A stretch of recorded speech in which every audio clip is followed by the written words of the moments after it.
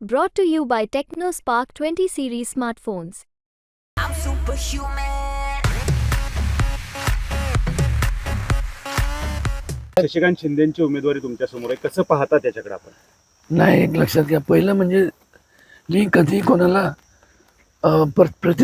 प्रतिस्पर्धी किंवा विरोधक म्हणून मी समजत नाही. वैचारिक जसं 5 बोटं जे असतात, हे 5 बोटं एकसारखे नसतात. प्रत्येकाचे विचार वेगवेगळे असू शकतात. पण मात्र माझा विचार काय, सर्व धर्मसमभाव जे शिवाजी महाराजांचे विचार होते ते विचार आहेत. त्याचबरोबर विकास कामांच्या बाबतीत मी आग्रही असतो. माझं पर्सनल काय नाही. आणि आपल्याला सुद्धा माहीत आहे की मला जे चुकीचं आहे हे मला कधीच आवडत नाही. मी कधी ते खपून घेत नाही. कोणी पण असू दे, कोणी म्हणजे कोणी पण, कुठल्याही पक्षातला जरी असला तरी, पक्ष हा विषय नाही आहे, पण कोणी जरी असलं आणि त्या लोकांच्या हिताच्या, सर्वसामान्य जनतेच्या हिताच्या विरोधातलं असलं तर त्याला मी विरोध करणार. अनेकदा ज्यावेळेस विरोध करायचो त्यावेळेस मला नेहमी सांगण्यात यायचं की तुम्ही प्रवाहाच्या विरोधात चालला आहे. मी म्हणलं नाही, मी प्रवाह आहे म्हणलं. म्हणजे अहंकार म्हणून मी म्हणलं नाही मी प्रवाह आहे. कारण की मी ज्या दिशेने चाललो, जे माझ्या म्हणजे जे योग्य आहे, जे सत्य परिस्थिती आहे, म्हणजे जे लोकांना अपेक्षित नाही आणि त्यांच्यावर म्हणजे भ्रष्टाचार हे ते मला कधीच आवडलेलं नाही.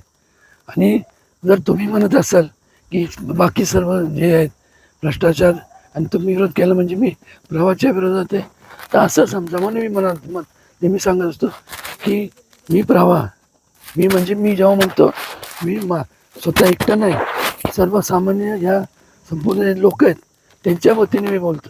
महाराज म्हणजे आता जे उमेदवार आहेत त्यांच्यावरती हे आरोप झाले, त्यांनी त्याच्यावर काय बोललं नाही.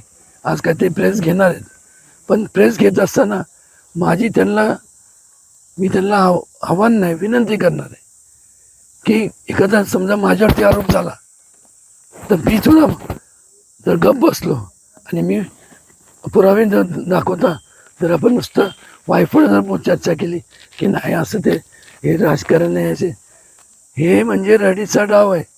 ते म्हणतात ना रडीचा डाव, हा त्यांचा रडीचा डाव आहे.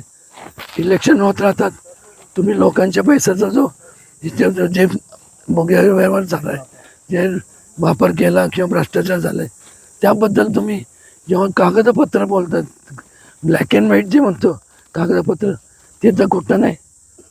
त्या सेक्रेटरीचा अहवाल आहे, त्यानंतर पणनचा अहवाल आहे, त्यानंतर अजून कुठलं हायकोर्टचे निर्देश दिलेत. आणि हे जर हे सगळं जर खोटं होतं तर मग मधल्या काळात तुम्ही खोटं होतं ना, मग तुम्ही